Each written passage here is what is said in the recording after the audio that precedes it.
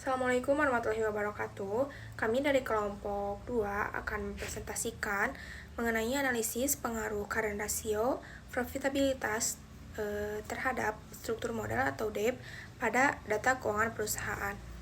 Nah, tugas ini diampu oleh Dr. Veronica Santi Paramita SE MS. Selanjutnya yaitu izin memperkenalkan diri terlebih dahulu. Yang pertama itu ada Suci Rahmawati dengan NIM akhir 115.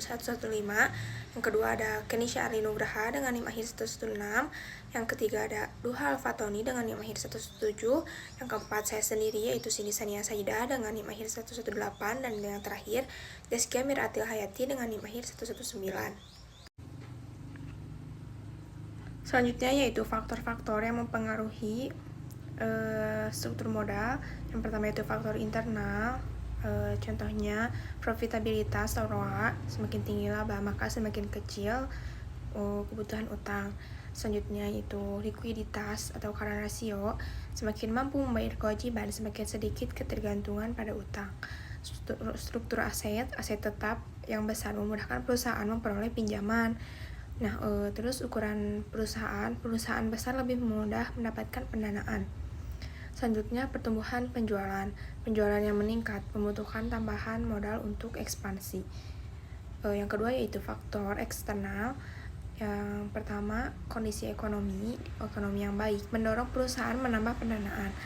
Selanjutnya tingkat suku bunga rendah membuat utang lebih menarik. Kebijakan pemerintah, regulasi dan pajak mempengaruhi keputusan pendanaan. Kondisi pasar modal yaitu pasar yang baik memudahkan perusahaan untuk memperoleh dana dari investor. Nah, jadi struktur modal dipengaruhi oleh kondisi keuangan perusahaan dan faktor eksternal yang menentukan kemudahan serta biaya memperoleh dana. Assalamualaikum warahmatullahi wabarakatuh. Perkenalkan, nama saya Suci Rahmawati dengan NIM akhir 115. Pada penelitian ini kami menggunakan metode penelitian kuantitatif dengan pendekatan asosiatif. Penelitian kuantitatif dipilih karena data yang digunakan berupa angka-angka yang diperoleh dari laporan keuangan perusahaan. Sementara itu, pendekatan asosiatif digunakan untuk mengetahui hubungan atau pengaruh antara variabel yang diteliti. Penelitian ini bertujuan untuk menganalisis pengaruh return on asset atau ROA dan current ratio terhadap debt to equity ratio atau DER. Dengan kata lain, penelitian ini ingin mengetahui apakah tingkat profitabilitas dan likuiditas perusahaan dapat mempengaruhi struktur modal perusahaan. Selanjutnya, saya akan menjelaskan mengenai populasi dan sampel. Populasi dalam penelitian ini adalah seluruh perusahaan yang terdapat di Bursa Efek Indonesia atau BEI. Dari populasi tersebut, kami memilih 5 perusahaan sebagai sampel penelitian. Yang pertama ada PT Apian Tbk yang bergerak di bidang manufaktur cat dan bahan pelapis bangunan. Yang kedua ada PT Intan Wijaya Internasional Tbk bergerak di industri kimia khususnya formalin dan resin. Yang ketiga ada PT MDQ Utama Tbk merupakan perusahaan industri kimia dasar dan produsen kalsium karbit. Yang keempat ada PT Bisi Internasional Tbk bergerak di bidang agribisnis terutama produksi benih pertanian dan pestisida. Dan yang terakhir Cita Mineral Investindo Tbk bergerak di bidang pertambangan bauksit yang menjadi bahan baku industri aluminium. Periode pengamatan yang digunakan adalah selama 5 tahun, yaitu dari tahun 2020 hingga tahun 2024 dengan jumlah 5 perusahaan dan periode pengamatan 5 tahun. Maka total data yang dianalisis dalam penelitian ini berjumlah 25 observasi. Selanjutnya saya akan menjelaskan mengenai variabel penelitian. Pada penelitian ini terdapat 2 jenis variabel, yaitu variabel independen dan variabel dependen. Variabel independen terdiri dari profitabilitas yang diukur menggunakan return on asset atau ROA dan likuiditas yang diukur menggunakan current ratio. ROA digunakan untuk mengukur kemampuan perusahaan dalam menghasilkan laba berdasarkan aset yang dimiliki, sedangkan current ratio digunakan untuk mengukur kemampuan perusahaan dalam memenuhi kewajiban jangka pendeknya. Sementara itu, variabel dependen dalam penelitian ini adalah struktur modal yang diukur menggunakan debt to equity ratio atau DER.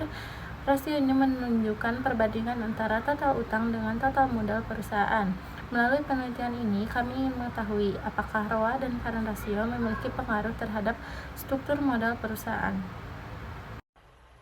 Pada penelitian ini, terdapat dua variabel independen, yaitu profitabilitas yang diukur menggunakan return on asset dan likuiditas yang diukur menggunakan current ratio. Kedua variabel tersebut diduga mempengaruhi variabel dependen, yaitu struktur modal yang diukur menggunakan debit to equity ratio. Penelitian ini bertujuan untuk mengetahui apakah profitabilitas dan current ratio berpengaruh terhadap struktur modal perusahaan. Selanjutnya di sini menampilkan data penelitian yang digunakan, yaitu data return on asset, current ratio, dan debit to equity ratio dari beberapa perusahaan selama periode 2020 sampai 2024. Data tersebut kemudian dianalisis untuk mengetahui pengaruh profitabilitas dan current ratio terhadap struktur modal perusahaan. Selanjutnya di sini ada uji multikolinearitas dilakukan untuk mengetahui apakah terdapat hubungan yang terlalu kuat antara variabel independen, yaitu return on asset dan current ratio. Berdasarkan hasil pengujian, nilai toleransi lebih besar dari 0,10 dan nilai variance inflation factor atau VIV lebih kecil dari 10. Oleh karena itu, dapat disimpulkan bahwa tidak terjadi multikolinearitas sehingga variabel return on asset dan current ratio layak digunakan dalam model regresi. Pada slide ini ditampilkan hasil uji normalitas. Nilai signifikansi sebesar 0,080 yang berarti lebih besar dari 0,05. Jadi, dapat disimpulkan bahwa data residual berdistribusi normal dan model regresi memenuhi asumsi normalitas. Slide ini menunjukkan hasil uji heteroskedastisitas dengan metode Gletser. Nilai signifikansi ROA sebesar 0,094 dan current ratio sebesar 0,854. Keduanya lebih besar dari 0,05, maka dengan model regresi tidak mengalami heteroskedastisitas. Pada uji F diperoleh nilai signifikansi sebesar 0,998, lebih besar dari 0,05, yang artinya secara simultan ROA dan current ratio tidak berpengaruh signifikan terhadap DER. Pada uji T, ROA memiliki nilai signifikansi sebesar 0,964 dan current ratio sebesar 0,966.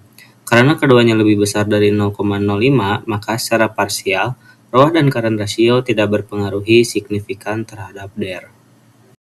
Baik, yang selanjutnya ada hasil uji hipotesis. Hipotesis pertama, yaitu ROA memiliki nilai signifikan 0,93985,262, lebih besar dari 0,05, sehingga tidak berpengaruh signifikan terhadap DER dan H1 ditolak. Hipotesis 2, CR memiliki nilai signifikan 0,966090499, lebih besar dari 0,05, sehingga tidak berpengaruh signifikan terhadap DER dan H2 juga ditolak. Hipotesis ketiga ada ROA dan CR secara simultan memiliki nilai signifikan 0,9982909922, lebih besar dari 0,05, sehingga tidak berpengaruh signifikan terhadap DER dan H3 juga ditolak. Baik, yang selanjutnya ada kesimpulan. Di sini berdasarkan hasil penelitian ROA dan CR tidak berpengaruh signifikan terhadap DER. Hal ini ditunjukkan oleh nilai signifikan ROA dan CR yang lebih besar dari 0,05. Selain itu, secara bersamaan ROA dan CR juga tidak berpengaruh signifikan terhadap DER. Dengan demikian, baik secara parsial maupun simultan, ROA dan CR tidak memiliki pengaruh yang signifikan terhadap struktur modal perusahaan yang diproksikan dengan DER. Baik, sekian presentasi dari kelompok kami. Mohon maaf apabila masih banyak kesalahan. Terima kasih. Wassalamualaikum warahmatullahi wabarakatuh.